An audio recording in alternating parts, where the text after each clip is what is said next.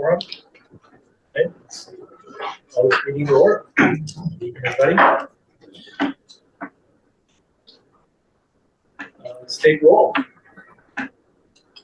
Chair Kaiser. Here. Commissioner Atkins. Here. Commissioner Rossman. He's excused. Commissioner Cad. Here. Commissioner Greenleaf Perez.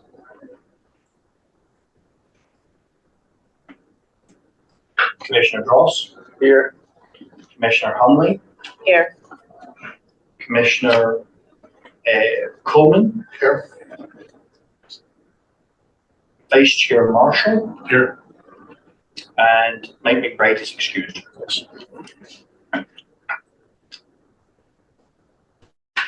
Okay, that's all right. I pledge allegiance.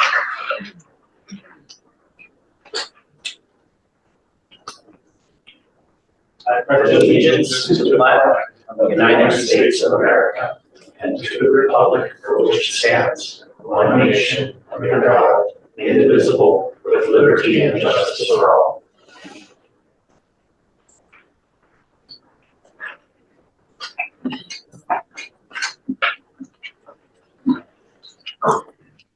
On to public comments.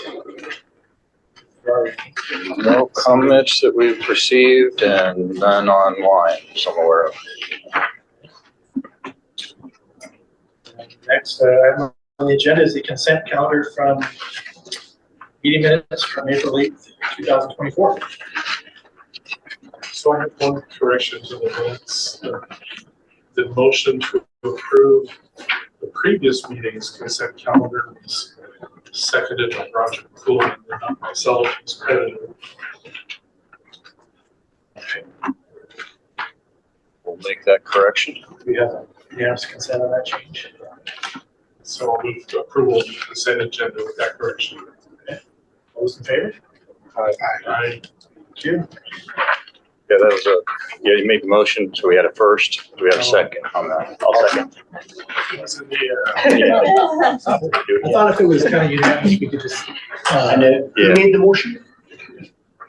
Okay. And who made the second? Thank you. And then Brett, I believe you have an item.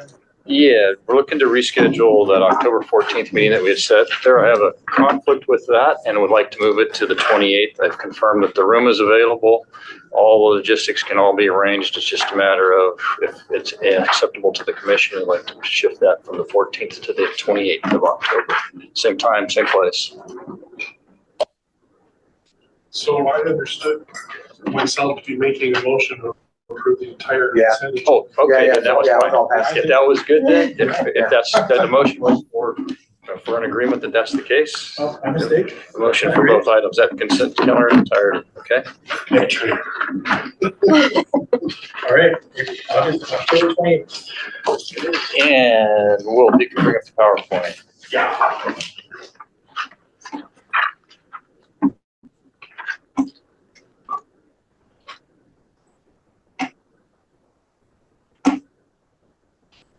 Okay.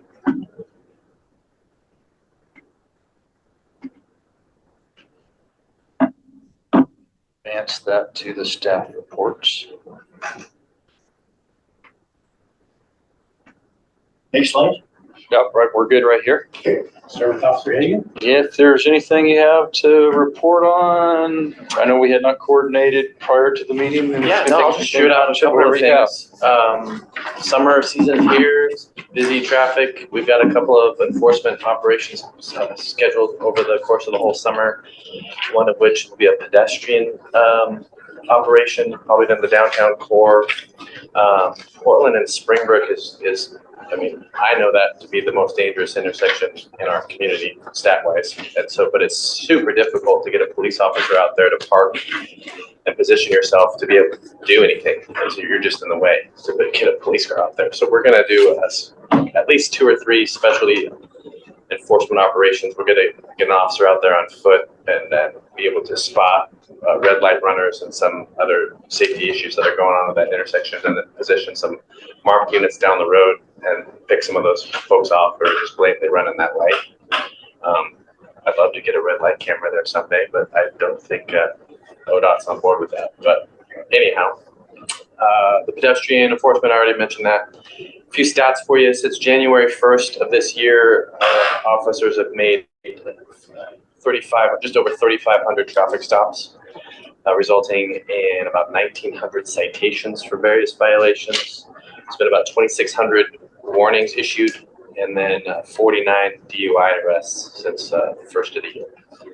If you care about what we're out there doing, that's just a little bit of the traffic side of it. Of course, I'm here for questions if anybody has any. How's that compared to last year? I actually didn't bring last year's stats. I don't know exactly. I could try to do some research. According to the captain, our numbers are higher this year, but I don't know exactly.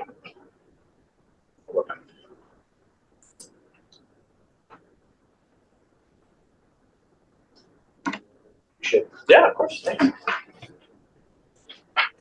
And then on to engineering there. So the active issues log, that's been the thing that I've been cleaning up since coming on board back here. And I did reformat it based on comments we'd had and entered into locations. We go to the next slide there, Will, if we could. So this is just kind of to show that the formatting is done, is added in a number, basically prefixed by year, and then what number it is, trying to be able to have for future referencing and things to come up. It's something that's been talked about over the years that I've been here, so I added that in, and then as well as making it clear, heading a column for locations. And often these are two locations. A lot of times it's intersections. Sometimes it's a location, and some of them that are not necessarily a street. Sometimes it's a reference to there's a few of them that are references to a place of business or something that has gone on. So kind of that location one, location two, to kind of help identify those. The other thing that I added in is the jurisdiction, and kind of going back through and looking at the things that are either identified as, well, especially with the no further action taken scenario. A lot of times they're demonstrated that they are in jurisdictions that are not the city, so there's nothing more for us to do. I've structured this so that what we'll bring forward to these meetings are the ones that are these no further actions, but they're in another jurisdiction where maybe when something is occurring, you just want to keep it on our radar if there's something that the city can do or encourage ODOT, or in some cases Yamhill County for something. I'm trying to think, just keep it there as active as issues, as much for ourselves and the commission as well as for the public. I'd like to this is showing up in our agenda and those elements, but I'll probably eventually end up having a version of this on our website outside of just the agendas for the meetings and things, so that we can see that there's already some where the things are that we have control over as a city and things that we don't, or trying to identify that piece of it. And then what I did is I grouped them into kind of locations as well, kind of did a sort through the spreadsheet scenario. So these first ones on this first page are really locations along North College or Oregon Highway 219 and various locations along there. And then the next page, Will, please. Then this is the area kind of First Street, Highway 219, kind of in the area between Highway 99 and Everest. We can see these are a number of issues that are going on there. Fortunately, we have ODOT is doing that Newberg urban verification study, and there's some slides we'll be looking at here where the next stage on that. So it's interesting when I pulled this together, how often and what are the years that these topics in these areas have come up for a variety of reasons, that it looks like at least that ODOT is now looking at some things to take care of. So we'll see what all comes out of that ultimately. Then next slide. And this is grouped again by location as well as by the jurisdiction. These are ODOT again. There's a few of these like the river and 99W. There's some references to that. Some of the comments that are captured in there actually came about in planning commission hearings or meetings whenever there was a development process coming through or something was going on. So I've captured those in here as well. Again, not necessarily, it's ODOT related in one aspect of the Highway 99 and River Street in that intersection. The River Street as a whole is a city involvement, and there's one of these which is the condition of River Street showed up as a concern. That's really not necessarily a direct traffic safety commission related item. It is just something that would be voiced and likely to by residents to be aware of. Kind of identify that piece of it again here. Again, these no further actions are not necessarily what we've been considered as resolved. there's still a concern that's out there and something could happen based upon how development projects might happen or city or ODOT projects might move forward. And this would be just another resource to be aware of what's there. That's how I've structured this. And then kind of the other, yes, most of those. And then, let's see.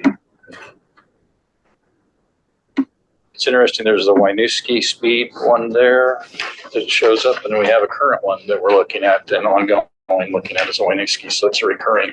And that's just kind of going back, on all the resolved ones, we've identified those as resolved, so they're not in this component that we'll be bringing forward at each of these meetings. But a lot of those are areas of things, some of these topics have come up again, and what has occurred is in the past, it's been looked at as a speeding issue. Radar trailers, the survey mode has been put out. It's been identified that it's a perception of speeding, or there's one-off anomalies happening, not necessarily that there's something where there's an engineering solution for type of a thing. So be able to track and identify those in the overall component there. And then kind of related to that, the Dayton Avenue, there was a couple of them that had come in prior, back in 2023. There was a concern voiced, and then a more recent one here after the first of the year. And recently, back in March, the radar trailer was presented. And go on to the next slide there, Will. And one more. And then, so this was the radar survey from that element there. So we're seeing in the speeds, the average speed of 27 miles per hour, the speed limit's 25 with an 85th percentile speed of 31.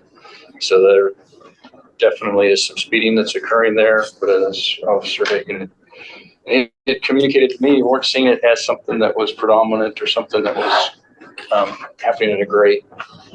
I don't know if you had any other observations since the time of that. No. It's higher than what residents and what we would like to see as far as the speeds. Right, this is the 25 zone. This is the one on Dayton as it heads towards the county line. Right. Yeah, I just mentioned the Winooski one because that was a speed related issue. There was another concern there, and I saw that the trailers have been out in that area, not in the survey mode, but just in the right. Yeah, I mean, advisory mode. Not to tip my hand too much here, I'll give you all our secrets. We don't typically write citations for people unless they're going 10 or more over the speed limit. And so we're kind of in that window with the mass of people that travel through that. You can see some outliers up into the higher speeds up there, and somehow you're getting a 49 in that zone. I mean, that could have been one of us speeding to an emergency. It could have been sometimes people's weed eaters set up it's crazy. Like some of the things that will set off the radar trailer, and so those are, I believe, extreme anomalies.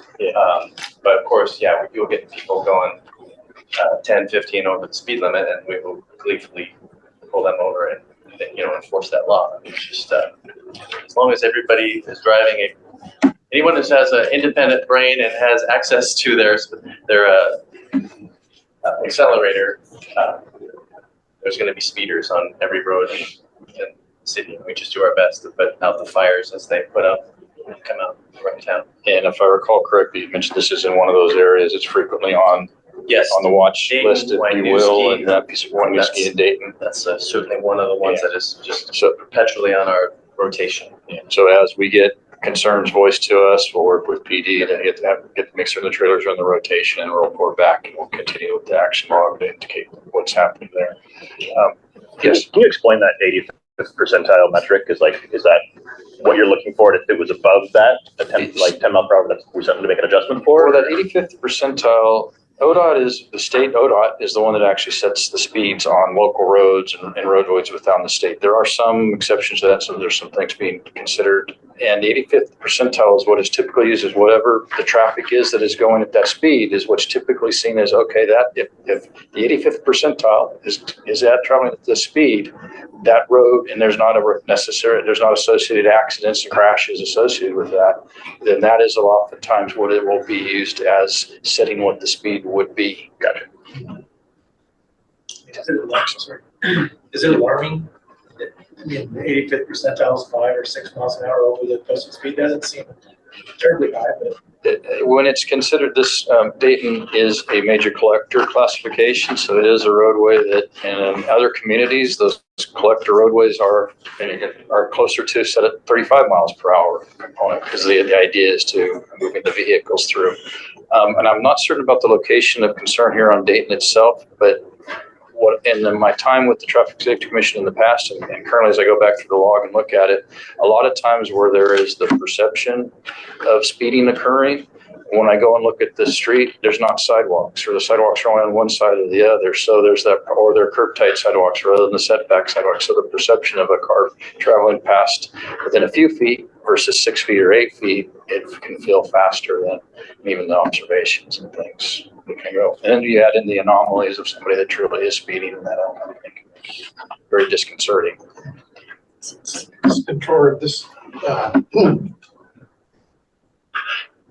is reporting speeds both directions.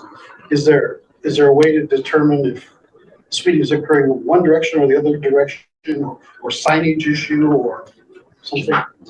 But they are set up to record in both directions. I don't remember if this one was set that way. It says both directions. It's indicating. Yeah, both directions. I just wondered if there was one particular direction where the speed. I specifically asked for this trailer to be put in a position, because when you're coming in inbound on Dayton Avenue at that little dip there, that's a higher speed limit than it is, and I didn't want to falsely capture people going a higher speed in the higher speed zone, and so we positioned it further down Dayton so it wouldn't do that. So this, I don't know if this answers your question, but if it was set up for both directions, it should portray an accurate speed of people going, I guess it would be north or south on Dayton. We can set it to do one direction. Sometimes you'll notice if you ever drive by one and it'll flash the speed, and then sometimes it will be blank, and then we get a lot of calls that says, hey, your traffic safety thing isn't working, or it's purposely blank because we're trying to just record the speed without having that thing flash and have somebody slow down quick. You want it more as accurate of a recording as you can, without influencing people's speed, which is why it blinks sometimes. Can I try? What I think your question might be is, if you're recording both directions, can you report the two directions separately in the output? I don't know the answer to that. I would have to ask our traffic guys to see if it has that setting. It feels like whenever I've asked that in the past, it's been done. The trailers have been set up in each direction, but I don't know that it's necessarily because it was one way or the other. if it was efficient to do that, or if it's cumbersome to pull out the separate and differentiate the data. Yeah, no, I will. So that would be good. Oh, I just had a comment. I'm hesitant to trust that this is capturing what people are actually doing so much as what people are slowing down to because they see the radar. I'm wondering if this is just showing that this is an effective way to slow traffic. I know there was one on Blaine and I loved it because like traffic was going the speed limit, right? And I'm wondering if we should maybe see some of this data to an extent as an effective traffic calming measure versus how much we can actually pull from the statistics for reporting. Yeah, I wouldn't be able to comment on. Yeah. I'm just wondering if I would be really excited to see maybe if in next year the budget we could put in a more permanent speed radar, like at least to like reflect speed to help people be encouraged to slow down in that area, because I see it as an issue still, even though this says that it's not. So I would say I appreciate the comment, and I've investigated that thought a little bit in the past, and will continue to do so. With the radar trailers, like Officer Hagan was saying, when they're set up and they're in that, or that flashes the speed at you, that's kind of that guidance mode. People will slow down when they see how fast they're actually going. They'll slow down and all that piece of it. When the trailer is sitting there blank, some will still just, because they're seeing the trailer, if you're driving appropriately, you're seeing something that's on the side of the road, maybe you're not sure what it is, you probably should slow down and be aware and kind of component of it. And I've often thought that that's a factor into this. So it's kind of like, recognizing again, this is just a guidance. This is just telling us a trend. And as the more times that we have things out there, are we seeing the same thing occur or are we seeing a change? And one of the areas that in the past that has been looked at was, and this is more kind of anecdotal, was with Chehalem Drive out on the edge of county jurisdiction and that, but just from some residents that had complained about vehicles that were basically testing their vehicle to see how fast they could go, and it was in front of their house.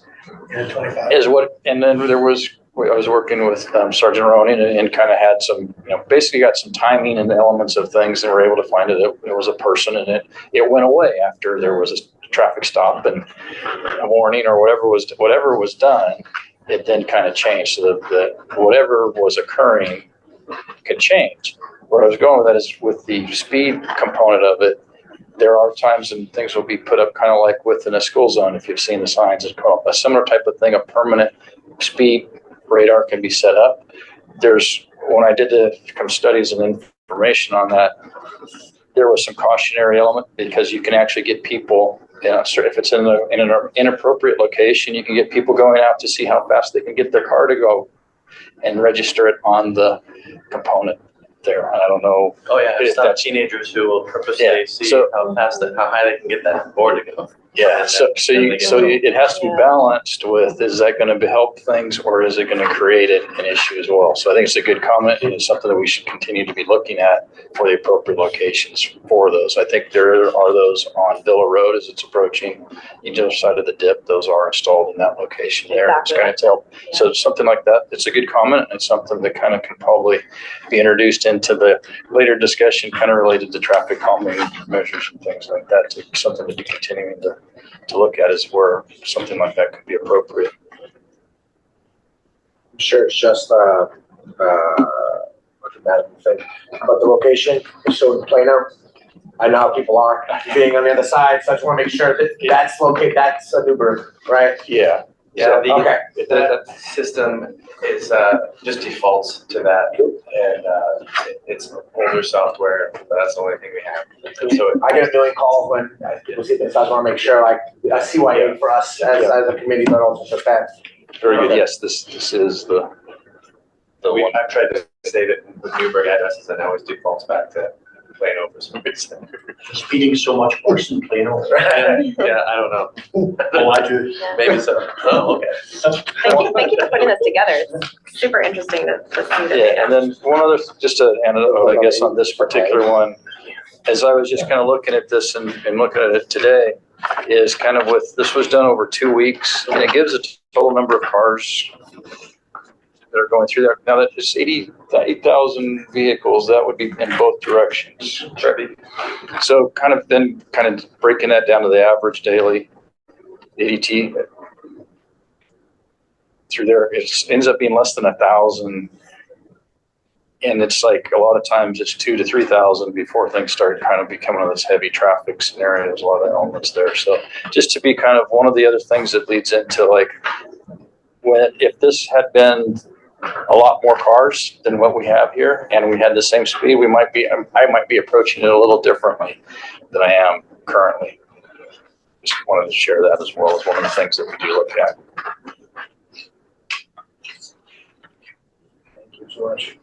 And then next slide there. Well, unless there's any other questions on that. How about color coding? Is there any different colors? I did a color coding within there. I haven't put a legend to this per se. I was thinking about doing that, and I probably will going forward. So kind of the yellow colors in the earlier part, the first picture, were really those that are 100% ODOT related components. The green are things that are pretty either city or there is some another jurisdiction might be involved with one aspect of the locations. There's a blue or a gray in there. And again, that's kind of that, for that, which mostly that is that area, the North Main, Illinois, that kind of ODOT component, Highway 240, but then has a city component as well there.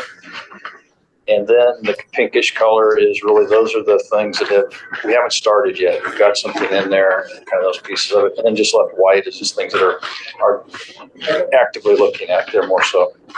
And then that's kind of, as you bring in, oh, go ahead. You have a question? Yes, just you indicated that these pink ones have not been started. I see some of them are from 2022. Yeah, and I discovered that as well as I'm going through this piece of it. And then as I group these out and kind of working through the components of it, what I recognize is what we have is all of those that are in the not started component are in where it's been identified that there's a need for the traffic counts. To get the traffic counts means having the budget to go and the resources to make arrangements to go bring in a consultant and have the counts made. And it's a matter of looking at it to see, is it warranted to spend the money at the location based upon other observations and things, or is it not? And that's the thing that we'll be looking at as we move this forward. Just have another comment. The first one talks about the crosswalk at Fernwood because of the trail. Yes. There's another end of that trail that also crosses Fernwood. Farther to also be considered. Yeah, that's farther to the east, I believe. Yes. Yeah. Okay. Yeah, and that's kind of one of the. I'll just voice along with that Fernwood one has come up just in conversations, not just necessarily as a concern voice in the Traffic Safety Commission. The ODOT, the other portion of the bypass, we know that it's a ways out, is going to have activities through there, and I think what's happened when this has been looked at with previous city engineer is it's kind of trying to come up with something that's a more holistic project related to sidewalks and crossings and things, because you introduce a marked crosswalk and an incorrect look or inappropriately, and it can create other issues as well. It's not to mean that it's not something to be looked at in an element. It's just there's a lot of things to be considered in there. So we will be anticipating introducing that in and continuing to be looking at that. Just that intersection, there's a lot of pedestrian traffic. Yeah. So, and that's kind of what I think. That's where the assessment that was made, whoever had indicated that initially, and I agree with it, is those counts would then help to justify any other actions and things. So.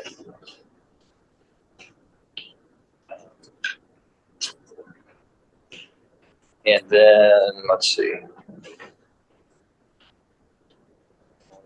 The others that we're looking at around GFU, once the college is back in session and things will be taking a look, getting some observations of what they voiced there. And then this was the other one on Winooski. I know I saw that the radar trailers were out there in the that guidance mode. So I'll probably seen an email from me requesting kind of a survey mode for that going in the future there. So. And then we've got a concern with parking happening on Winooski at Lily Court, there where there's a mailbox that gets blocked and creates some site distance issues and things. So with my working out of the wastewater treatment plant a couple days a week, I've been driving by and I've observed the issues that have been voiced in that as well. So we're working on creating the memo to create the decision to get a final decision on what are we going to do for that piece of it. It will either come down as the authority is with the city engineer to be able to make changes to traffic control devices, and then basically there's two scenarios of that. One is it's just done, and then the Traffic Safety Commission is made aware of it. The other is we actually go through the process of doing a limited decision, and then with notifications, and then Traffic Safety Commission is made aware of that, and that opens up. It's just a process that's laid out into the code. There's two scenarios that can go, and so I'm working through finalizing the memo as to which direction that's ultimately going to go. And then the last one that's not started yet is kind of a similar concern at a different location, Elliott Road and Redwood Court, I believe it is. And it's the same scenario where people are having a mailbox getting blocked by parking happening on the cul-de-sac. So we'll continue to look at that portion of it. Any questions on the active issues log or anything more?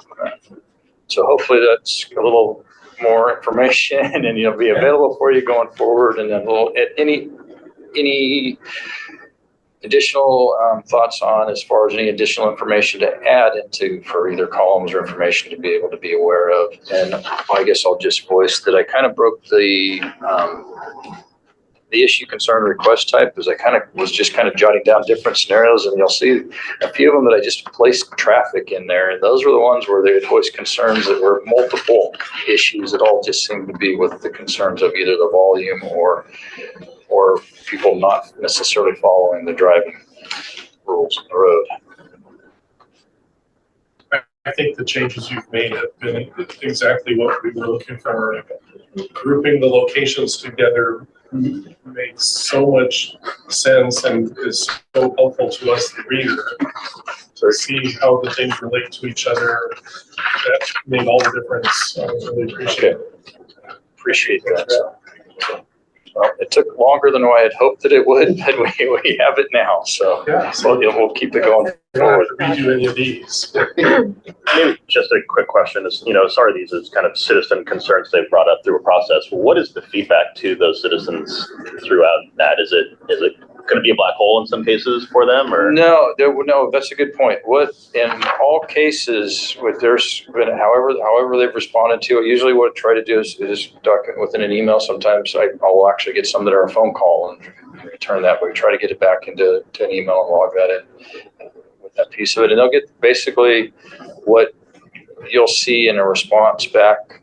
For the most part, especially going forward. Some of the past ones, I'm not sure because I wasn't the one involved with it, but typically there's a response back to them with an explanation as to what can be done, what can't be done, and a reason why, whatever that can be. Thank you. So here's a question. When the answer is that's ODOT's jurisdiction, do you just tell the citizen and make them figure out who to call? Or do you give them a suggestion? No. Oftentimes what we do, ODOT has a good system, their Ask ODOT website, and that's usually what I will direct people to. And I actually use that myself when I'm trying to get information or element there to get there.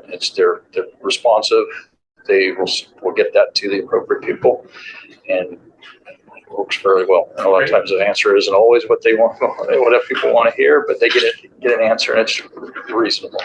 Do you get a copy of that response that ODOT sends?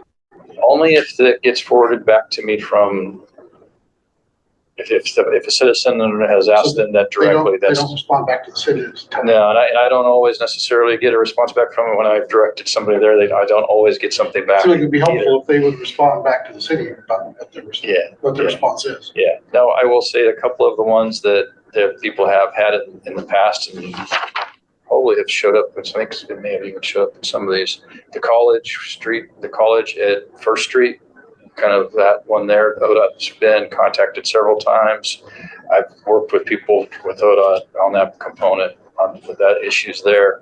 And those emails, I did get some of those forwarded back to me, or was CC'd on information on those elements there. So.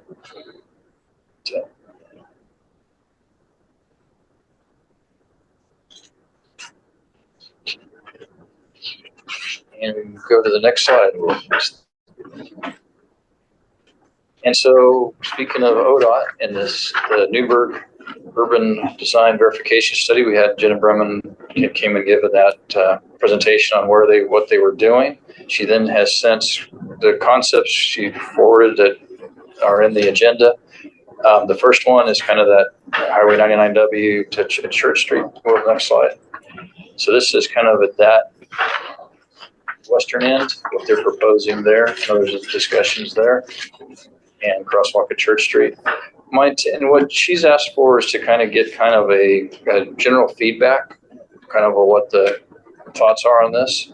And my thought was, and I've circulated this within city staff as well, is to kind of asking for comments back by the 15th of this month.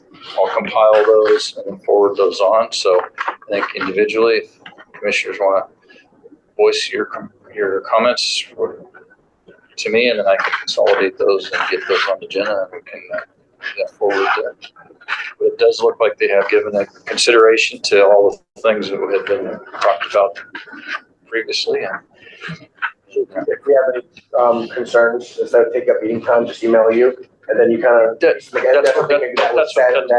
I was thinking, and unless the chair would like to kind of take a different approach and do anything differently in that regard, it's definitely open for a discussion. I'm not meaning to impede that by any means. I'm just wanting to push that. You want to open it up to talk about any specific examples or get your own? Or? I know it was a pretty good discussion last time, but I think there were a few of us who weren't here, so I don't know. I know you weren't here, Chair, and neither was Brett, so I don't know if there was.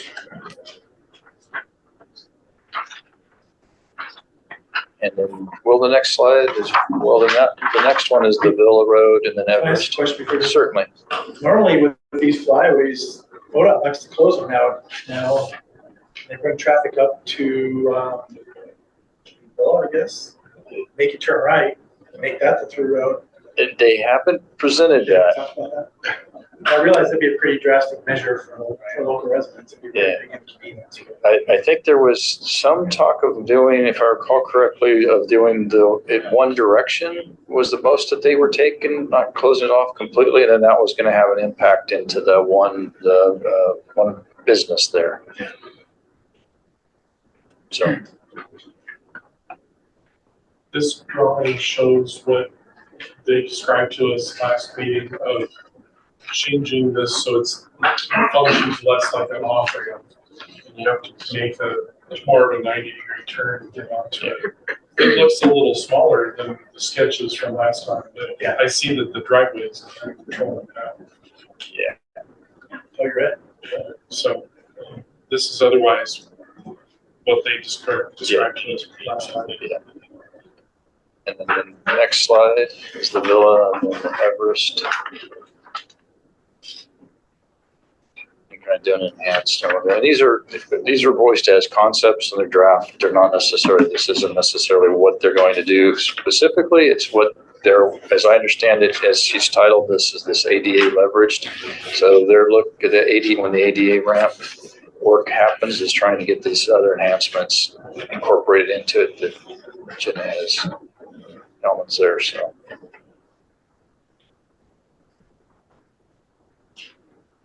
Nope. Sure, it's not necessarily making a motion here, but this is the one I think you had a great idea of adding the splitter island on the east side. You didn't see that come through. Yeah, this one didn't end up looking quite the same as where I thought we landed. It's where we were, as we were discussed, as it was being discussed. Yeah. And mysteriously, the block on the east end of this diagram is blank, and I don't think it was what we were shown last time. No, I think you're correct, is that they were looking at doing something over there, and then and what I understand is they had Money, wasn't it? They said they can only do some of.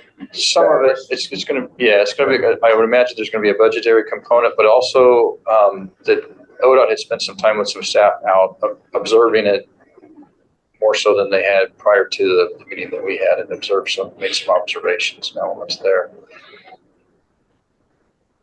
So.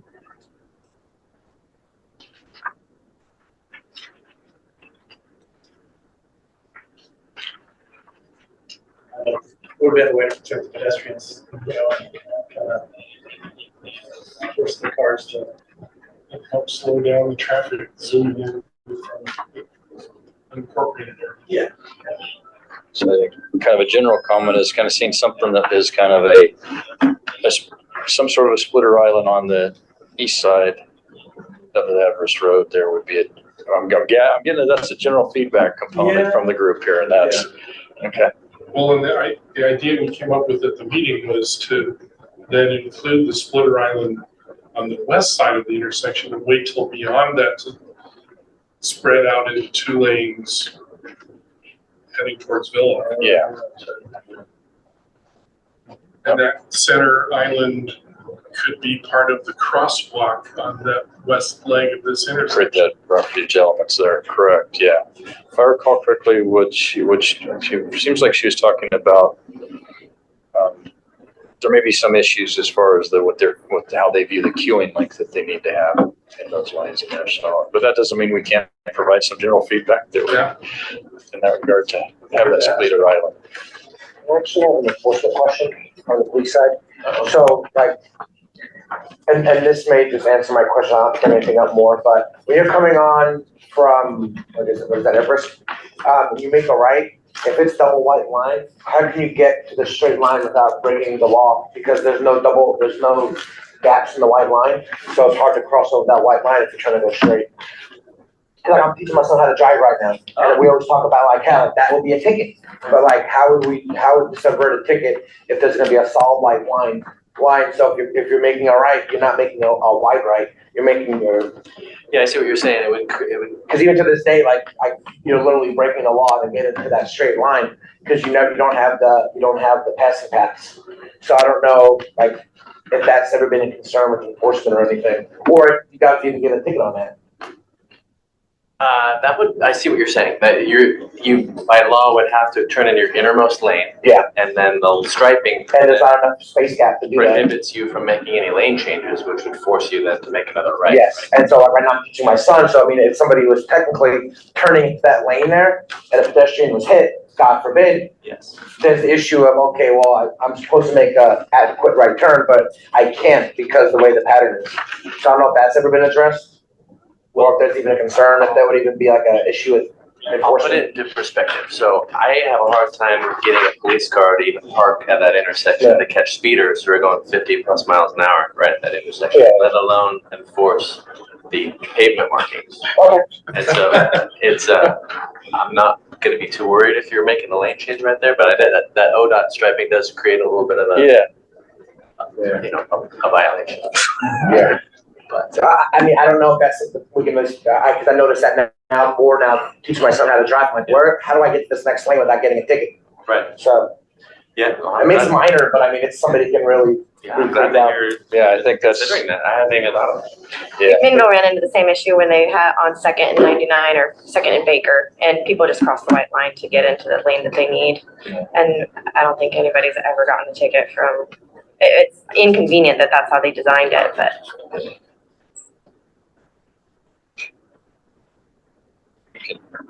Voice that as something for, ask them to look at. I mean, it's nothing major, if nobody's getting pulled over for it or anything, but I would hate, God forbid, that one thing to happen and somebody was trying to cross over into that second lane. Oh, it's ODOT entrapment.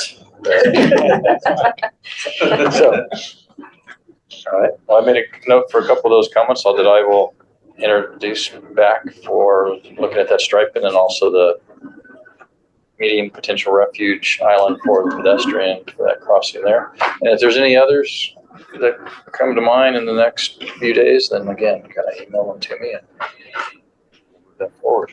And then the next one, next slide, the next location, I actually got a call from Jenna where she was kind of looking at this, just kind of she's trying to expand her project into this and capture as much into the ADA component as possible. So she's calling this the DQ area crossing and had come up with a couple of concepts presented here. There's a number of issues that they've got. The railroad crossing there creates an issue that they've already contacted ODOT or ODOT Rail. There would be a rail crossing order change to deal with any type of a pedestrian crossing or anything that happens with the striping there, as she understands it from talking with them. So this is in very early stages. It's probably not something that's going to get incorporated into the current future ADA work that they're looking to do here the next year or so. But she was looking for the general feedback on this one here as well. And I have not looked at this in any great detail. So this is what I think kind of like, you can see they've got an air refuge island, basically putting a pedestrian crossing out into farther out into the roadway. And then the next slide, Will. And in the next one, so for their option 2, this keeps things kind of closer across. It doesn't create that refuge island, so there's a little more distance to cross. But this does keep the pedestrians on the roadway in the corner, not put them kind of out there in the middle of the roadway was my first impression looking at it there, how they was laid out. So Yeah, so again, creating straight down there, slide right into the yeah, if there was, potentially even with it on a barrier curve and that. So yeah, just a thought. But so again, any kind of comments and things you think of in the next few days on this, just send them to me and I'll forward those on.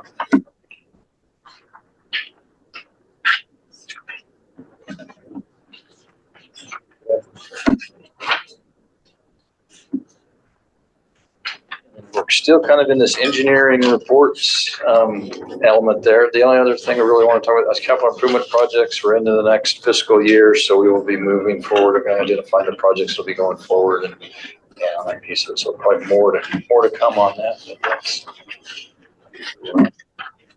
and then I guess within that though, the ODOT's project on Highway 219 North College, putting in the sidewalk and bike lanes, that's progressing, probably seeing the activity if you're going along that area. So that's on track and on schedule as I understand it. So That's a west side, right? it's a west side only on the sidewalks. For the bike lane striping, from what I read in their documentation, is that they will be doing the bike lanes on both sides in that section there.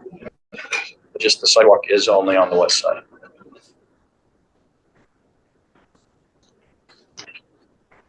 And any questions or anything else? Do I just email you? Yeah, if you just Yeah. email me any comments you have on those, on the urban design verification study concept drafts on that. And then we're into the next new business item there, Chair. We're gonna do business. Can we ask about a miscellaneous project? You can ask. Yes, absolutely. You mentioned Bill Road dip, but I was thinking about Mountain View dip with a breaking ground on that big subdivision. Yeah, Are they doing anything in there for so sidewalks down that dip? So the dip itself with the subdivision that's going in currently there's not much happening with that. There is some widening and there's some improvements going on at the intersection. And what was conditioned was a traffic signal to go in there. There we've kind of been looking with and working with them. We're working on they're working on a compact roundabout to go in at that location instead of the traffic signal. So kind of working through that component of it. The other thing that they're doing to mitigate for not doing the stuff in the dip itself right now is putting in a pedestrian, basically a shared use path with a pedestrian and bicycle bridge that goes across to Hess Creek. So basically they'll take pedestrian traffic will leave Mountain View Road and go onto a shared use path. They'll go with the bridge across Hess Creek, comes across and then ties back in kind of across from, I believe it's Alice Way. And so the dip itself will likely be anything's being done with that to try to raise it is being looked at for a future subdivision on the other side of Hess Creek. And when that comes in, it'll most likely do the work to kind of raise that slightly. It's been looked at. There's a driveway component that's down in the dip there that kind of controls how much can come up, so that the dip component itself is not really going to be feasible to go away in any kind of entirety there, along with kind of the culvert widening of the culvert and the creek and everything else, and all the permitting and state and federal permitting required to do those encroachments are all kind of creating issues with that. So with the subdivision currently, that was deferred, and then the mitigation for that was the intersection improvements into Mountain Villa, plus the shared use path, kind of getting things around there. So the mini roundabout would be at the corner of Villa and Mountain View, the compact roundabout. Yeah, it's kind of something in between. If you're familiar with East Crestview Drive and West Lake Loop, kind of as what Crestview Drive has gone, it's been connected through there. There's a mini roundabout at the West Lake Loop. That one does not have any interior landscaping or any structure in there, and that's to accommodate the left-hand turning movements of larger delivery vehicles and things there, versus a full-size roundabout like Springbrook and Crestview, or the inside Crestview Crossing and that large roundabout there. So was looked at early on, and then that wasn't going to work at the Villa and Mountain View, but this compact roundabout seems to be like it's going to work and meet the criteria for that. So. Yeah, I like the bridge because I've left the work at 7 in the morning. There's people walking eastbound. Yeah. Right on the pavement. Yes. Past the traffic. So when discussions came up with that was something that they presented, and then it was accepted as kind of to help with deferment of doing the actual road work improvements to the dip, was getting the pedestrians, bicyclists, a path across the creek there. Anything else?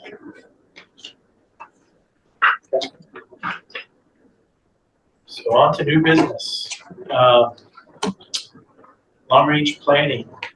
So I guess I'll just kind of, if you don't mind, Chair, Mr. Chair, how I was envisioning this is kind of from your work plan and the traffic calming seemed to be kind of this, and it does, looking back at the action log, it kind of ties together. This was a policy that was put together back in, I think it started in like 13 or maybe even older than that. And by 18, there's several iterations that it's gone through. This is the latest version, and it has not been adopted by council. I'm not certain that it had been presented to council. I think an earlier version had been and had not, and basically not gotten, basically seeking council approval for initiating, kind of taking it any farther, and it had just stalled is what is the best I can ascertain at this point, not diving deep into the history of it.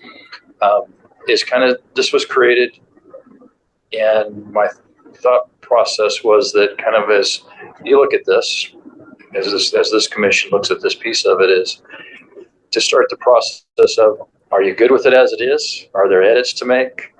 What's that going to look like? And I want to make certain that the commissioners are you're good to form. We want to avoid a quorum, but if one or two get together and kind of form a work plan or you have a work team type of a thing and put together some potential edits and things to this and present back to the Traffic Safety Commission, that works. You can talk through scenarios of if you have something that various aspects you want to look at. You can ask for staff to kind of be able to look at it, provide some notes. You can provide comments, and we can compile things together. There's a couple different ways for this to be approached and move forward. What I recall in going through some of the notes is that when this got started, it was one or two commissioners started putting together kind of a draft of things. This document. From our predecessors. Yeah, there was a version where it looked like they had put together different components of it and presented things, and there's discussions, and PDU was involved with as it was developed. And I think it actually started when Newberg Fire was still involved. It goes back to even including them, and then TVF&R came on and had input as well. So just wanted to framework that I think the idea is to take a look at it, decide what you'd like to do with it, as far as, even if a scenario could be that you're good with it and you're just looking to have it be taken to council to see if they are willing to adopt it to move it forward there. May I address Will, if that's possible, on this, to talk on this, or? Yeah, the traffic calming policy. Yeah. Go ahead. This seems very administrative heavy, and I don't know if this is really our role to be dictating so much of the day-to-day stuff. And look, this is very, to me, something that Will's team would take a look at when they're vetting a situation. I don't know how much we should probably give to this in terms of directing what staff should be doing on certain things, but that's just my point of view. I don't know if you've had any. So I was trying not to say anything tonight because I'm actually playing admin to help. Oh, okay. But I will say this, this sort of policy has never been before the council since 2019. Now that's as far back as I know. Correct. So whether or not, I haven't had a chance to study it. I'm not sure if this kind of administrative action would be welcomed by the current council. I'm not sure. But I certainly think that looking over it for some ideas and perhaps bullet points of things that we should adopt as policy. I don't have a vote here. I'm just a visitor. Yeah, and well, thank you. And that's kind of what I was going to state is like, this is a document that exists. Within the duties and roles of the Traffic Safety Commission within the city is to look at policies like that and make recommendations and things for updates and elements there. So it actually within the Newberg Municipal Code does include that within your duties to kind of take a look at those kind of things. So this document, having not been adopted by council, does it really actually exist It exists. In my past life, I would say that it doesn't exist Yeah. unless the council had adopted it. Is it possible to implement elements of this? Is this the thing you could use to respond to a citizen and say, our policy says, da-da-da, and that's why your street doesn't qualify? In that sense, it does not exist. It is a guidance document to be able to utilize to know that this was something that had been created and had gotten so far through the process. And so it is strictly just as a guidance document at this point. It's something that's. Yes. Two questions, really. First of all, has this been actually used by the city staff at all since it has been around? Not that I'm aware of. And I've been here since 2017. And so it was just kind of finishing up, getting the final pieces on it as just right before I started with the city is kind of. So I guess the second part of that is, in your opinion, what is the actual problem that this document is attempting to solve? My understanding is what it's trying to, the various, basically kind of going back to the active issues log, the issues that have been presented to the commission and within that, or in the time period prior to, even before I started here, there was a lot of times where we have no public comment tonight. Didn't have elements there. In the past, there's been times where people would come to the Traffic Safety Commission with the concern of, there should be a stop sign at this intersection. The Traffic Safety Commission would make a motion and say, there's going to be a stop sign at that location, and it would be sent to Public Works Maintenance to go put those in. There was a guidance done to go away from that process. And so that's kind of what led to documents like this. You'll see the documents related to marked crosswalks that are on the Traffic Safety Commission webpage, the documents related to the policies for parking changes. All of that kind of came out of all of that, trying to having a means to resolve the issues that have come up. And a lot of the speeding component, that's what the traffic comment is really trying to bring the speeds down. So it's trying to provide a tool to kind of help address those issues, is my understanding. Is this, and the big thing within this is the same thing, just as I mentioned with the traffic counts necessary. It's the funding component of who's going to pay for something that is found to be appropriate, if it's found to be appropriate. And this is trying to establish that process. Yeah, I was going to say that seems to be what we've been really concerned with, is funding. Yeah. It sets the stage, and I will say that some early versions of this was very heavy on what specific traffic calming would be used to solve a specific issue. It was very heavy in that, and it got culled down to be, that's more appropriate to be in our transportation system plan, some guidance there, into the code, the new municipal code itself, those things to that. So this document would just refer back to those documents and where that process is on that heavier administrative role, as well as with the technical experts involved with the development of a transportation system plan. Does this actually address a real need? I don't think it does. That's my question. See, I could see this being highly useful in responding to things like Dayton Avenue that we were talking about earlier this evening.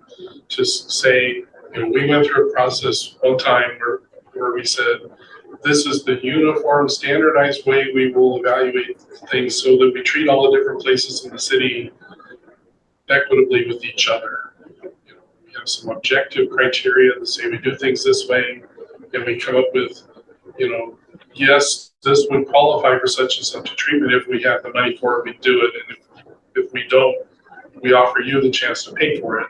Or no, this doesn't even qualify because we've set some thresholds that are applied uniformly citywide. That's what I think the function of such a document would be. If there's not a huge amount of, like if Dayton Avenue is the only place where this is going on, or maybe Wynooski is like the only other place, maybe it's not a high demand, but that's how I see the usefulness of the product. It's to create that sort of thing. And I could see it potentially being applied a couple different ways. One of which is responding to citizen requests, like we're talking about with Dayton. the other of which is applying into the requirements that are constructed by new development projects. They could build stuff like this in to the design so that it doesn't become a problem as the people live in these new neighborhoods when they're built.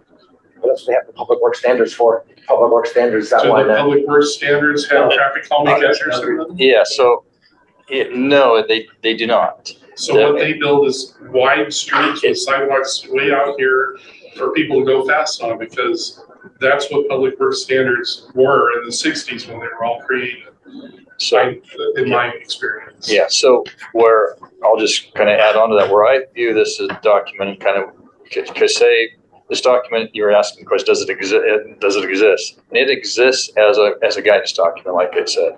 If the Traffic Safety Commission had chose not to look at this in any fashion, and it just stays as it is, I would envision that the next time the transportation system plan is updated, we would be, as the engineering staff, we would be providing the consultant doing that work. Here's these documents that exist. There would probably be a presentation at Traffic Safety Commission saying, hey, we're going to pass this on to the consultants working on that. And do they kind of incorporate or look at that as seeing this is what was some information that had been presented and discussed with this commission. And so that's something that you can view it in that sense, is that because there was also the other part in the work plan, there's talk about a transportation system plan of being involved with the updates with that piece of it. An updated version of this document could directly feed into that, which feeds into the Newberg Municipal Code component for potential changes that could lead to changes in the public works design standards. It could lead to changes in the municipal code, in order to have those, and just like you're voicing about development, building in some of these criteria, putting more teeth to it, if you will. And it could start with the Traffic Safety Commission making those recommendations if you so chose. I'm going to come out and I'm going to say, I think this is very administrative and I don't think we should be getting involved in telling you how to do your job. But I mean, that's me as, a city manager. I'd look at this and be like, you're telling me how to do my job. I think you guys are doing a great job. That's my point of view. I just think that's something it should serve as a staff. If I was here as a city manager this evening, I would be it. Yeah. Well, I think this is So here's multiple purposes. yeah. So kind of trying to help guide the discussion, kind of what for a next step scenario is kind of, that's what I'm thinking. So kind of the next steps of where things would land is kind of what needs to be, how this wants to be approached.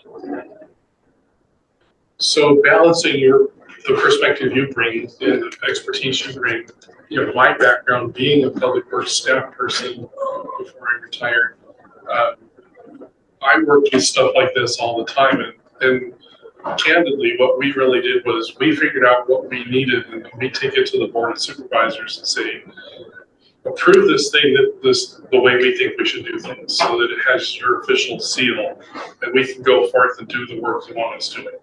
And then we never have to bother you with it. So I see it kind of a different way, that having this conversation once and get the council to say, okay, that then gives staff the tools they need to continue to do the work. This doesn't feel like it really does all of what it could do. It's because one of the things I think it could do is this could be provided to somebody like the resident on Dayton to say, here's how the city views this topic. And this as it's currently written, sort of starts in the middle. It doesn't really explain what traffic calming is in the first place. It never says what kinds of things are there that are possible tools in the toolbox. It launches into, I think, too much detail about how we're going to sort out the funding and, data collection and who's going to meet with who in what order. I agree, a lot of that doesn't need to be there, but it's not really currently phrased in a way that can be handed to the public and say, here's what you need to know, to initiate a a request regarding the concern in your neighborhood. That might be part of our feedback if we review the document, propose some changes to it is, what's the purpose of the document, how can it be used, which groups? So, I will say this, although I'm not, certainly not opining on what this group should do. It's not my role to do that. But I will say that the current council has given some very clear guidance to all staff about policy documents. And I'm going to say a few things about that. They ask for there to always be executive summaries at the top, the masthead of documents. They want the use of jargon to be limited and to be very defined. And they've asked for brevity where possible so that things can be transparent. And if you look at many of the policies that we've written in the last few years, they are exemplars of those mechanisms. So whatever you guys decide to do, weighing that into the mix would probably be a useful way to get things passed. I had one more question. I know like where I'm at, standards like this don't have to necessarily go to council because this serves as how we're gonna do things. So this gonna have to go to council for approval? I mean, at the end of the day? For it to be, my understanding is for it to be implemented, something like this would need to get council approval, especially since there is going to be costs associated with what would come out of it. I kind of compared it like a local improvement district, a neighbor was on a gravel road or the road's half paved, and they want the other side paved, the city doesn't have the funding. I believe there's code that talks about how neighbors and or the city can partner on paving that road, and it's defined in code. And this is kind of where one use of this document could be to, if that resident on Dayton Avenue wanted to put in a speed bump. Number one, the transportation plan would say whether it's allowed or not. And then number two, if it is allowed, a document like this could outline the funding for how the local neighbors, if enough of them were to support it, could pay for a speed bump on Dayton Avenue, for example, or some other street they wanted to calm traffic. I think there's a difference between policy and procedures. And many of us are aware of that difference. So if it's a policy and it's to be recognized by all departments and it's to have teeth in that sense, it should certainly go before council. That's been my opinion with both councils I've worked with. If, however, it's procedural, for example, how departments fill out budget change request forms annually, that doesn't go to council. So is this gonna have teeth? And if it does have teeth, what kind of teeth is it gonna have? That's a good question. So depending on what is written, and if it has some of these functions embedded in it, getting it in front of council and getting them to vote yes would be the best way to move it forward. Once you guys figure out what it is you want this thing to be. I think that's what I'm getting at. It's like city managers and their staff have to implement policy, and I feel this is very implementation heavy, and it's not giving direction. Now, if the council is telling the team, we want a policy to bring to the city council, then I think that's what, but I don't think this is a policy that would be something in our purview. I think this is very how we're gonna get this stuff done and how we communicate it. I don't think this is gonna be like, what's the end goal and how we're gonna work to do this. So, that's just. Put a couple thoughts in. I agree with Rick in that I appreciate the idea of it being equitable, right? And that when we do make a project, like there's points associated with it versus, oh, that sounds good. My concern is that it sounds like this document was made because we were just handing out stop signs willy-nilly and we needed to be reined in. And now we're like validating and saying, oh, like, sorry, we can't really do anything for you, but we'll listen to you and we'll, tell you we can't do anything about it.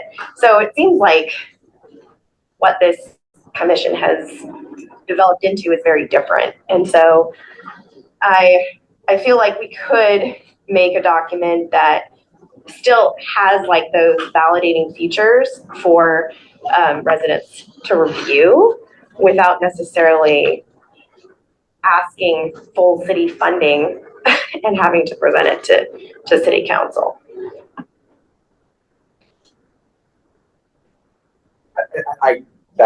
That's good, because then you set the false expectations of there may be some type of money, and if there's no money, you're SOL. So I think that's kind of should be addressed. So just add one other item. I was basically from our earlier meeting, this was asked for to bring forward this policy. So located and make certain everybody had it in front of you. It exists in the sense, like I said before, it's a guidance document that is on our website. It was created. It does not have to stay. This commission could choose to, this goes away, gets replaced with something completely different. Whatever this group wants to decide upon. Or not at all? We felt like it was unnecessary, or do you feel like this document? If as a group that was decided upon, Yeah. I'm then- asking for your opinion. what Do do you you- think this document is Yeah, necessary? maybe, I feel like maybe go back to the start. I think you Yeah. came to us and said we have an option here to review this document, this policy document. It was drafted, and still probably is a draft document. We have a choice to do nothing. We have a choice to maybe ask for some volunteers to break into a work group and maybe look at what could be improved about the document. Correct. Yeah. So as staff of this, having something that has collectively been put together versus just a staff engineer, because I'm going to come at it with certain perspectives. And if I were to create the document, it was going to look completely different than if it was something that had all the different perspectives of being brought in and had the sense of the citizens' involvement component with this, with putting this together there. So it would be a tool that could be utilized to help in that guidance. And like I voiced, it's a tool to feed into the rest of the documents that get like the transportation system plan. When that goes forward and gets an update, that's going to have a citizens advisory committee that's with that. There's going to be hearings and discussions on that. Much like this is open to the public as well, for people to be listening in onto what's being discussed in element, and they can comment on it as this is going to go into we're going to have meeting minutes on this about this discussion. I want people, if somebody reads through that, they can make a comment on yes, they're for it, or no, they're not, or whatever their concerns are. That same component brings in. That's helpful to have as information, is to know what are the priorities of, to trying to identify the priorities of the community, not just the priorities of the engineering department or individuals within the engineering division.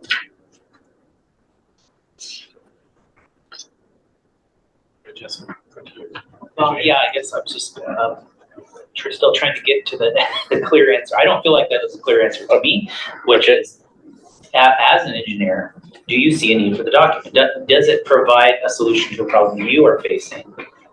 Or are you seeing it as, I kind of hear you saying you think it could be helpful for a future incorporation? It's a step. Because what's currently, and I'll voice it in this, I'll maybe try to take a different approach. Right now within our development code, there is a component about traffic calming for new development. It is very weak.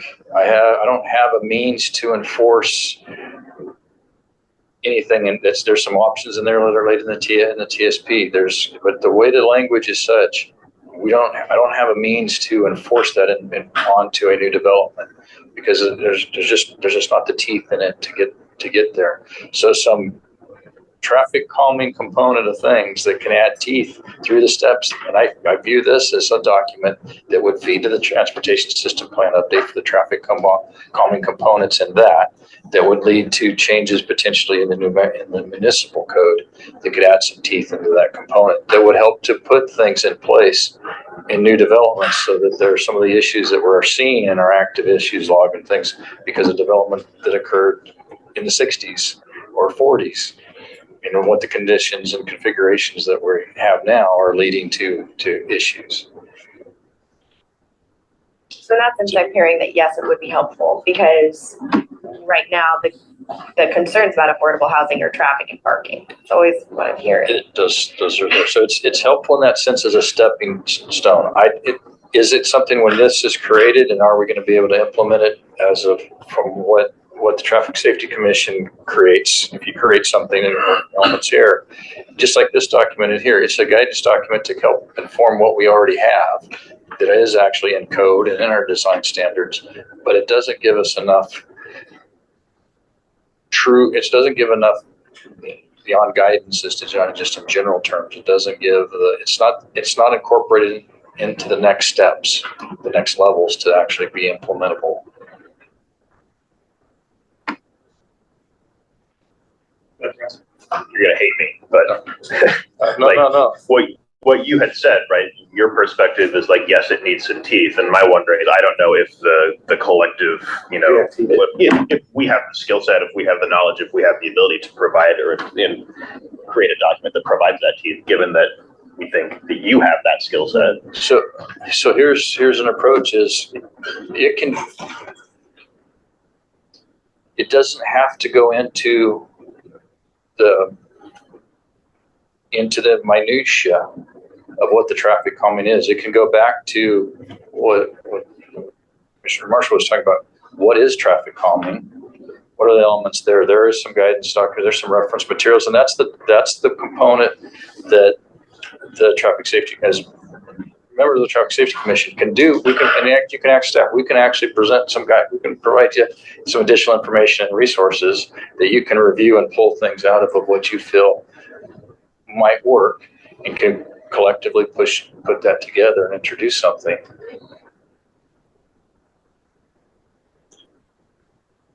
And stay at that higher level component on that piece of it, and not necessarily going into, and I'll say that the transportation system plan, there are the tools in the toolbox that are laid out in there.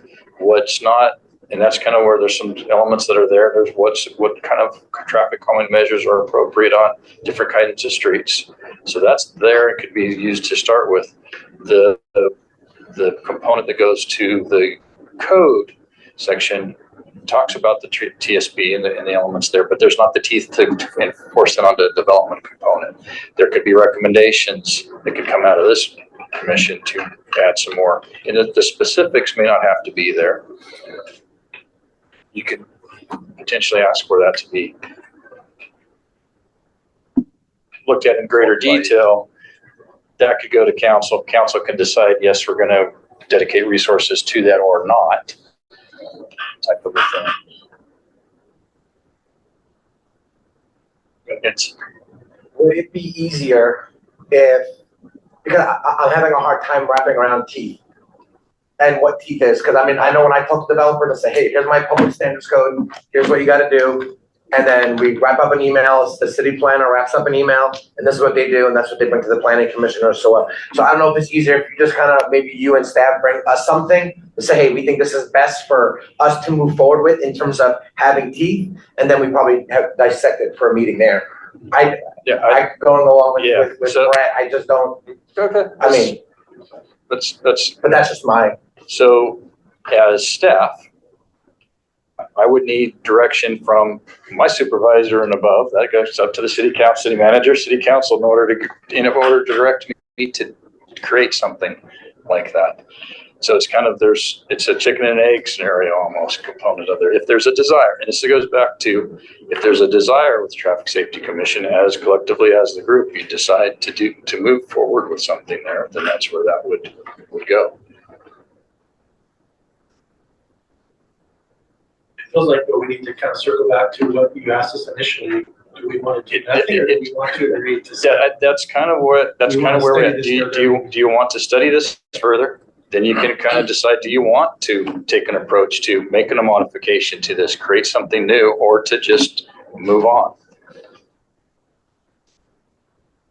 Yeah. So, It sounds like you're looking for something more comprehensive type document, that could include planning and that kind of stuff, where this is a procedural thing, how to deal with customer complaint or citizen complaint about traffic or pedestrian information.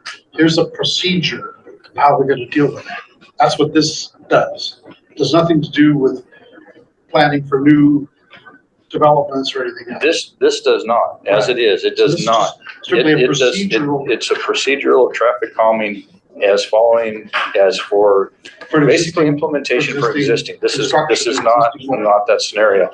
Right. What I'm bringing up is that's, if something were to come out of this discussion, it came to, you wanted to have that be imposed on new development. Just like, and that's what I voiced, is the existing traffic calming does not have the teeth component or that implementation component to, because the other components, the public works design standards and the other elements, there's nothing that says they have to do this. Or what the criteria is for that is not, that's a missing component there, and that's where there need to be direction for that piece of it. And I don't think this document does feel, I don't know, incomplete, not necessarily the correct word, but it's the closest one I can find. It feels like, and it may be why it has not gone and had not been presented to council, and not been taken that step, or there had not been the support to do so. Again, other city engineers. So, Would it be more beneficial is if we as a commission waited until the next TSP update was done? And then maybe we try to craft a policy around the TSP's deliverables for the next generation of traffic calming, and then we bring something? Cause I completely understand what you're saying. I just feel like the teeth and what are we really gonna be able to do with this to really do anything, that we're kind of waiting on new subdivisions and we're waiting for the TSP and things. So I don't know if that would help out if we. well, I guess there's two components of that. Is there's the what to do about existing infrastructure and issues that come up with that, and then there's the new component, which I'm introduced that component of it. They're related yet separate, and maybe the approach is that you're providing recommendations for that future TSP update. That's something to be worked on, whether that's part of an update of this project or just creating something new and different. Or I should have that document, something new and different that is you're putting in recommendations to go towards a TSP update, whatever that looks like. We might be getting too hot after we're on the format of this whole, I'm gonna say draft format. Yeah. It could be a different format altogether. It could be something completely different, and it potentially could go away. As one of the options that are presented, and then you move forward with your work plan, real associated more so with kind of going towards that the TSP update component and what recommendations you'd like to see on that. That could feed into consideration for a scoping document for an RFQ. And that gets created in there, piece of it. So,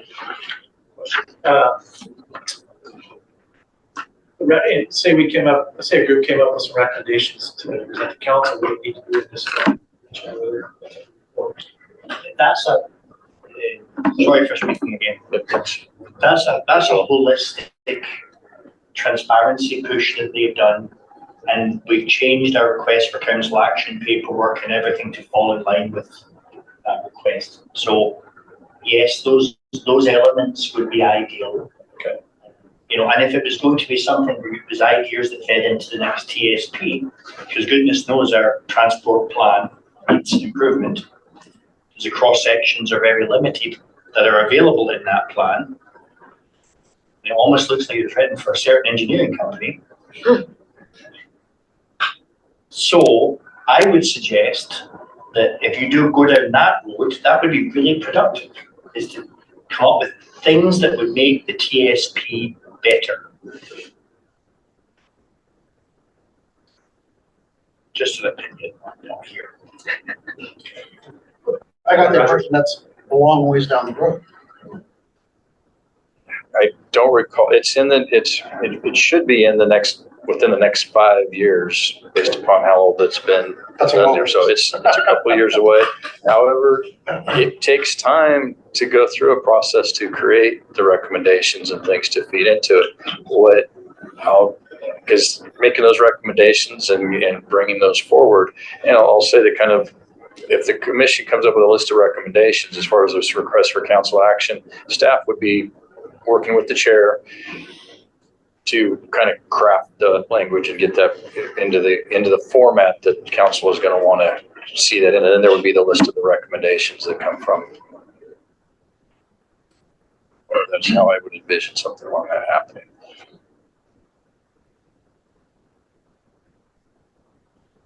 So I think you start off, you're looking for a motion from us to make a decision.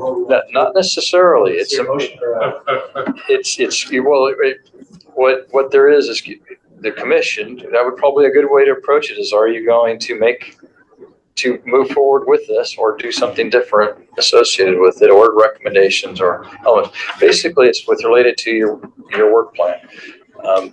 Well, can you advance the slides through here? This is the document itself broken out into the presentation. Tell me how many clicks. Just go on. More. I think I've got it. Did I put it in here now as I say that? I said earlier I had everything in here. Let me track to the end and see. Let's track to the end. I don't believe, there it is. That's the last slide. That's the last slide. There we go. So that's how your work plan is associated. This operational traffic safety, that's what our typical elements are there, and things kind of related to the active issues log. Within that component, there's going to be those limited decisions or decisions of the city engineer that'll fall into those elements. That's responding to those localized an issue and following the guidance documents and things that we have. This other component is this long range planning, and it's kind of reviewing the code and other planning documents. And then kind of within this component of this was this evaluating the updating the existing traffic calming policy created there.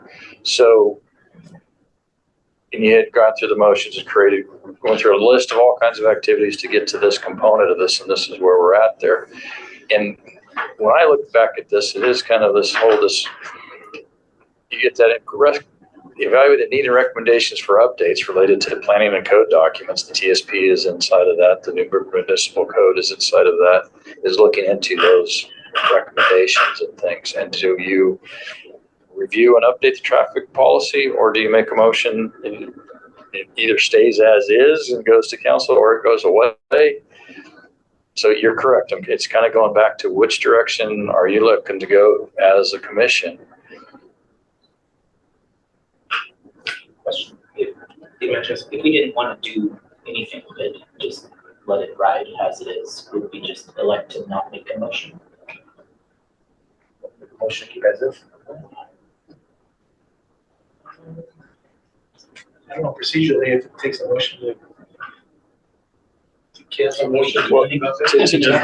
Motion to do nothing. Yeah, I don't think you would need, you would, Did we yeah, have a motion to initiate this long range planning together, I guess is where I'm saying. you had the motion to create this work plan, and this is where you're at. Now it's just going into the next steps of, okay, now you've got these tasks identified.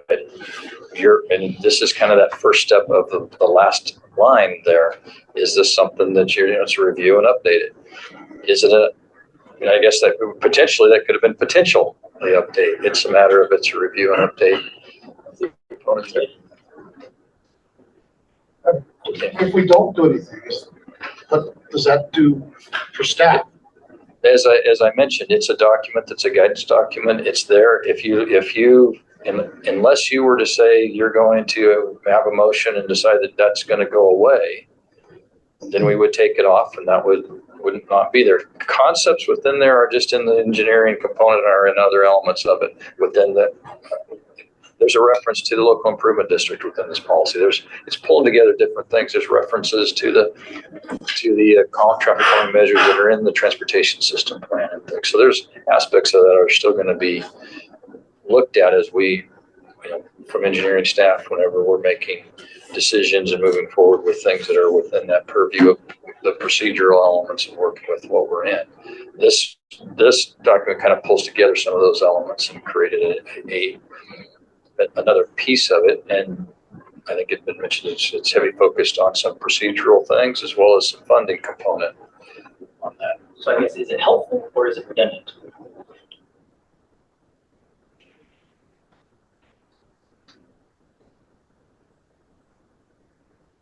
There is redundancy in it. And as it sits, it is not as helpful as it might be.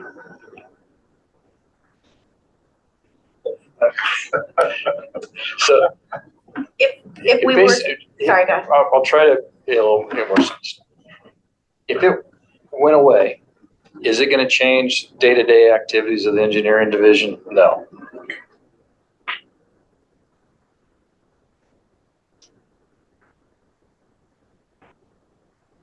Sorry, that answered my question. What's that? That answered my question. Yeah, that's, So, I think, I've been kind of holding my tongue.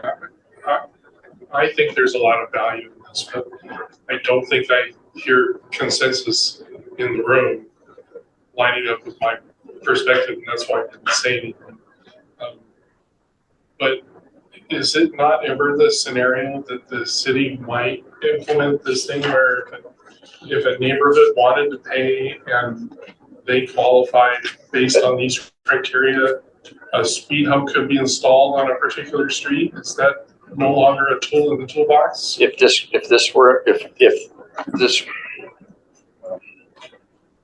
what we would rely on, there's a reference within this document, there is, within the code is the local improvement district. If the neighborhood came and said, hey, we want X, Y, or Z, and it fit with what's in the TSP as being appropriate for that street, and they're going to pay for it, I would expect we would go through the processes that are in the code to determine whether that gets approved or not to do so. So I've been focusing on this document, and I'm not enough aware of those other documents having those criteria in there. So maybe this isn't needed. I think that's awkward and confusing for the public. Yeah, I think we're all. So, yeah, and I think that's, If there was a document that said, if you're concerned about traffic calming, here's all of that information together in one place, I think that'd be more helpful, more and that's what better this, customer service. that is what does not exist currently within our code or the TSP, is a one-stop shop, if you would, of all the different components that are there. And some of the criteria evaluation is not well defined as to kind of where that would be. You mentioned earlier that we already have something in place for stop signs. We already have something in place for a couple of things. For the parking and marked crosswalks. Yeah, and I've seen some of those web pages, Yeah. Are you saying that there's not would it be helpful if the city website had sort of a portal for all potential traffic calming measures that they might want to apply for, or is it more like this would be under something not covered by something we already have? So the traffic calming, and as I understand with what we have within our code or design standards element, there's not a trigger that says this is when this is going to be done. There's nothing definitive in that component of things. Whereas this document, very in the fine print, talks about daily traffic over 1,000 and 85th percentile more than 5 miles over the speed limit. And how Those that was, criteria don't exist anywhere else. not that I'm aware of. Yeah, that's why this is needed. And that's why that is the policy statement is, what are the minimum criteria? Below those, you say, no, your street doesn't qualify, and above those, that street qualifies, and now we have the hard conversation about whether or not we can actually afford it. Yeah, because what we default to for those kind of things is going to be AASHTO and MUTCD, right, books, or what we're going to, those are basically state and federal guidance for components that include traffic calming component elements into that pieces of it versus something that's more localized. And so in a lot of cases, other documents, they may not be appropriate for locally in all situations. So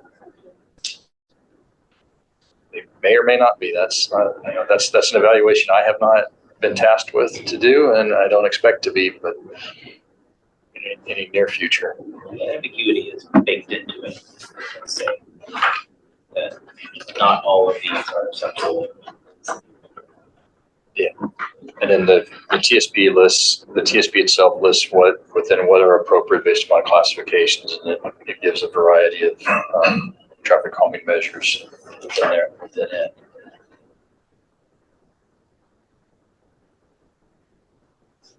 I think you answered Jesse's question earlier, though. It was, there's clearly some gaps you didn't mention that could be filled. You talked about redundancies, but you also didn't really get into where the emissions are. You kind of alluded to the fact you don't have a hammer to tell a developer, hey, when you're well, in a 400 lot subdivision, you're generating 200 trips a day on the street. You've reached a threshold, we need to build speed. But we don't have a threshold that triggers that. Yeah. That's Where the piece of it that is. recommendations can be made that, hey, council should adopt, or Excellent. council should direct staff to develop some standards that says thou shalt meet that criteria. I think it's where you're. Well, that's your voice, because what's in the document, there's some guidance, there's some criteria that are stated there. You just touched on something there. Could there be a recommendation for it to be looked at as to what the criteria should be? The recommendation doesn't have to be necessarily a specific criteria, I wouldn't think, but that's kind of for your group to. It's kind of like we did a gap analysis between these 6 documents with the bottom. Make some recommendations to address some gaps or some weak points you have in enforcing some of the points of this trafficking issues. So like, when it comes to SDCs and like developers, obviously there's a street SDC that they're paying into. So wouldn't their teeth on the development side be in the SDC methodology and how all that's worked out? Can we have an acronym check? Oh, sorry, system development charge. Thank you. So at anytime, for those who don't know, anytime you add to a system, whether it be transportation, water, wastewater, stormwater, you have to pay a system development charge. And so I didn't know if there was teeth in that, because obviously the trigger. There is not. There is not. It would be strictly that it's going to build the roadways as basically like the straight shot roadway scenario. I think the one of the ones that comes in is how to get to one of the traffic calming measures is serpentine roadways. There's not a trigger to require that, and what we have currently. With that information, that actually concerns me that if we did present that, hey, these are going to be the traffic concerns, that would actually give some citizens teeth, so to speak, as to oppose the developments that are being proposed. And I also don't want this to be necessarily a barrier to creating housing either.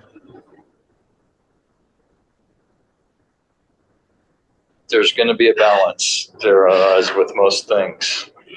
I agree with Rick. I think this has a lot of value, and I think we need to maybe find the redundancies and omissions and simplify the document. But I'm always like want to honor people's labor that they put into it, and maybe not throw the baby out with bathwater just because we see little things that maybe we could pick apart. I think we should not get too hung up on the format of these 2017 documents. I think tables over on what the new document would look like. I need just some recommendations for staff to supplement. Right? Sure. Creative. Yeah. I mean, there are standards now the developer has to meet. I mean, they have to spend money to build a street. This would supplement those standards, I believe. Maybe, I don't know, just a interesting question, maybe. Like, I see this thing trying to do 3 things. It's trying to communicate to our citizens how they can, how the process works. I see it how we kind of interplay together to make sure we're not handing out stop signs like Kleenexes. And I see it maybe an ask to say, okay, how do we give some teeth, or how do we provide some protocol process for developers? And the conversation is centered around that latter one, is developers. And if we as a group, or if we said, hey, the city of Newberg is developing and we're seeing some traffic calming measures that aren't being in place, and we should have our developers have some information about that, how would we get that information to developers? Would it be us writing a policy, or would it be us making a recommendation elsewhere? I see that as a couple ways. One is, and I'll say that the document that exists doesn't touch on the new development at all. Okay. It strictly is on existing condition. The new development kind of component came about through reading through some of the minutes from past meetings that I was not in attendance and from some early discussions, I think in the January meeting and things. So there's that component of it. The process can be from, again, going back, next slide, or the slide just before this one. So this is going back, this is the purpose of the commission is promote traffic safety through investigation, study, analysis of traffic safety programs to conduct educational efforts and then consider traffic safety programs and refer to them for recommendation and make reports in matters of traffic safety. So those components of it, so it's all looking at all of those documents to create recommendations. Just I think your voice is one of the things was the recommendations to council for staff to do something. That's a recommendation that you can make, and council then can decide whether they're going to make that a priority or not to have staff spend that money. It might first go through the city manager before even going to council for that component of it. To even, is it even worth? The city manager might make a decision that says, no, we're not going to be doing that at this point in time. We're not going to present that to council yet. It's something for future component consideration. But the first step could be this commission making a recommendation, if you so chose, of whatever that might be, if you're seeing gaps within these documents.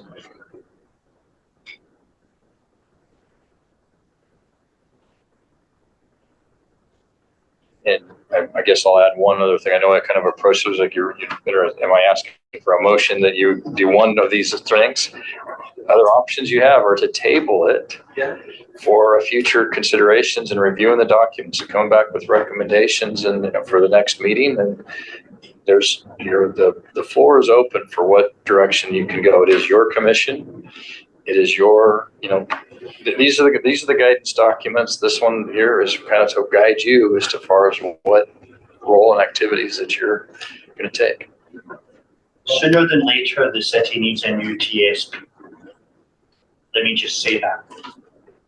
There's not enough flexibility to save money and to have innovative design in new street cross sections, and that has cost the city a lot of money. And I think that I'll just throw it out there. If this is something that the recommendations might live in the TSP one day, and maybe the recommendations come from here and go in that direction, the city needs a new TSP sooner than later. We can't just build roads the way Kittleson wants us to, because they like it now. Chair, can I ask one final question? Sorry. I think I'm going through a TSP application right now, and I think I'm having a hard time wrapping my head around what are we really going to do for the TSP? Because there's nothing that any of my city boards outside of we support you applying for the grant, because the engineers are going to do all the work and then bring us recommendations with ODOT. So how does this document that we would do help the TSP? Because normally the TSP guides us, not the other way around. Well, if you have recommendations that come from your observations of within the community, that would feed into what we would give to the consultant, and they're doing their work. And then they would truth out elements of it, component of it, and come back with recommendations. They might tweak. You might have a recommendation and they come back with, okay, these are from a different perspective. Here's a tweak on that. Here's how it could actually, how we see it working and things. And it would go through a process as it goes through with the Citizens Advisory Committee associated with that commission, as well as, but I would expect there to be a technical advisory commission potentially with that, a group that is looking at it as well from a technical standpoint. Neither of which will be this group sitting around this table. They will be specially formed groups just to inform. Thank you. That process. So if we want this group of people to have input, then we should do something where we go first and we give them our product, I think. Yes, thank you. That's what I was just gonna say, is that the recommendations that could come from here would feed into that process as it goes forward. Whereas if we let it go first, then other people on other advisory committees will inform the process and tell us about it.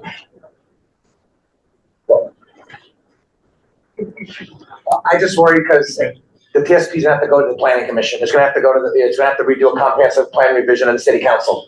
At the end of the day, I hate being honest, where are we on the ladder? Sure.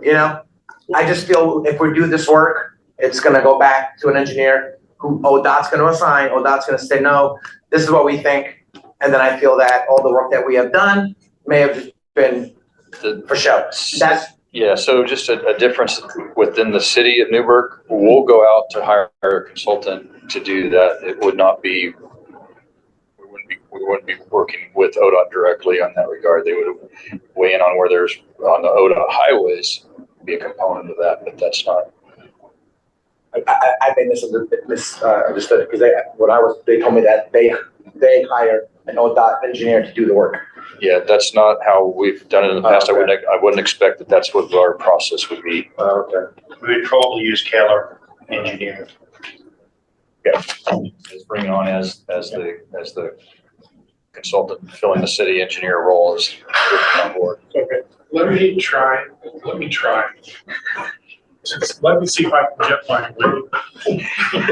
I'm gonna attempt a motion and see whether or not it passes. That we form a subcommittee to prepare an outline of what an updated traffic calming policy might look like to bring back to the full Traffic Safety Commission at our October meeting. And aside from my motion, I volunteer to be on the subcommittee. Because I have this many pages of notes already and ideas for it. And then for clarity, we can't have a quorum when you do this, right? It has to be 4 of us. Well, I would suggest 2, no more than 3. In case someone walks into the coffee shop.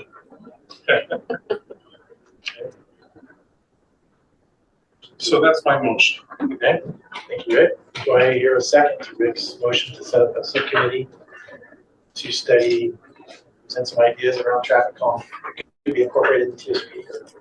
I'll second. So Brandon, we have a second? You can have it. Go for it. Any discussion before we vote? So just for clarity on the motion, it's a motion to form a subcommittee that's going to review and make recommendations to the current traffic calming policy, or how? I had in mind to just write a new document on blank paper, and my first proposed work product is an outline. So form a subcommittee to make recommendations for an outline. Recommendations in outline form for a new policy document. So when I first joined, I think January of 23, I remember one of the topics that night, and just here was the street cross sections. I imagine, would you revisit those as part of this?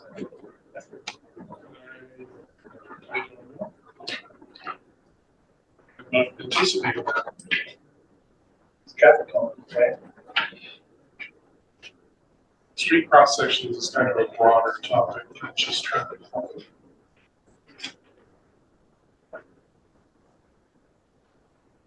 Else? Just had a question about what is the requirement for? We already have a motion and a second. We can't deliberate.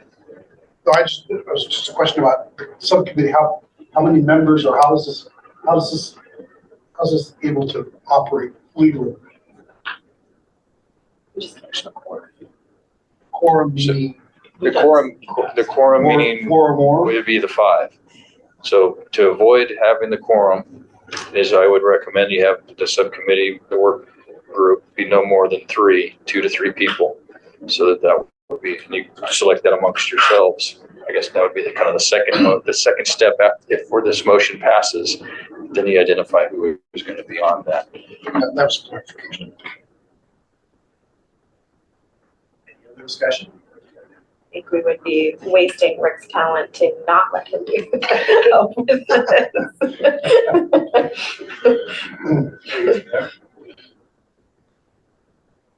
You guys ready for the question? Okay, are we ready to vote? All those in favor of setting up the subcommittee, say aye. Aye. Those opposed? So 2 opposed. So the motion passes. Yes. We agreed to set up a subcommittee. Who would like to volunteer to work alongside Rick, who's been so gracious to volunteer?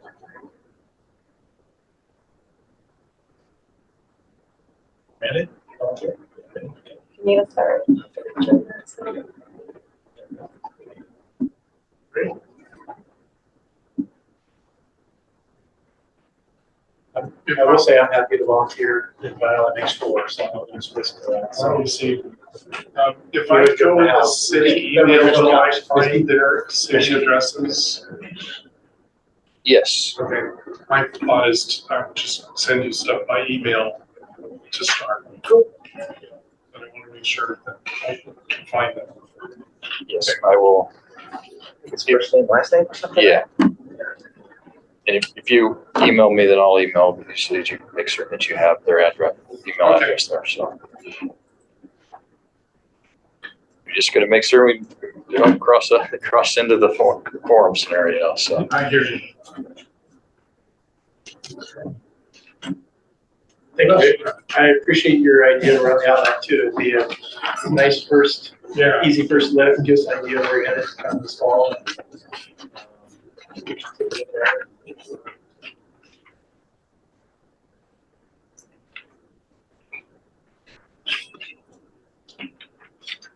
That's it for new business then. That was it.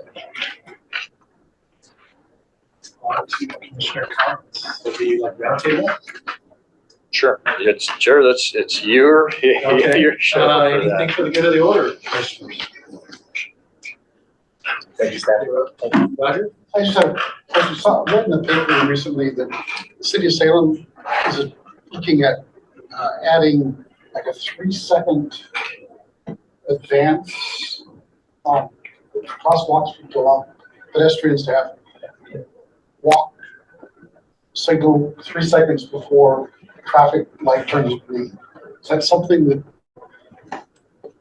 the city has looked at, or some of the issues we're having? So the city doesn't have any traffic signals. Those are all ODOT controlled. So the timing for that would be through with ODOT and all of that. And I believe they have looked at that in years past and made adjustments, I know. So do we have any? But we like don't, that?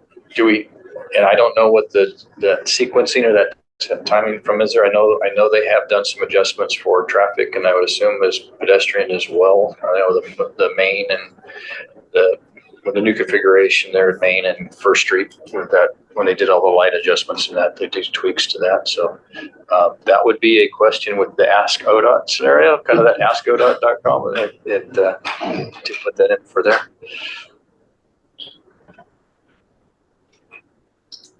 I had a comment about one of the section visibility. Maybe this is better through like the Click Fix It submission, but when you're heading south on College, when you get to Hancock, there's that tree there and it's blocking some of the visibility of that signal.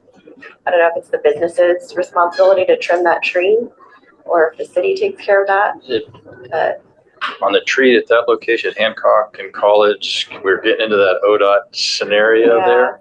What I would suggest, and we can look at that, is basically it would be a code compliance issue to start with there. And the city the maintenance crew they are starting and working within the maintenance. There is a tree trimming program that they've got established, and they're going through different parts of the city. So that would be one of the ones in that they would, if it's blocking signs and things, and if it's not where it's in an area where ODOT controls that, then I would expect that they would be trimming that. So.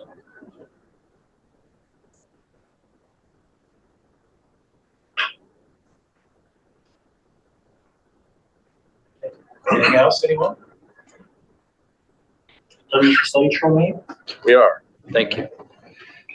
Can I get a motion to adjourn? I make a motion to adjourn. All right. And then the next meeting would be the 28th of October. 7:57 PM.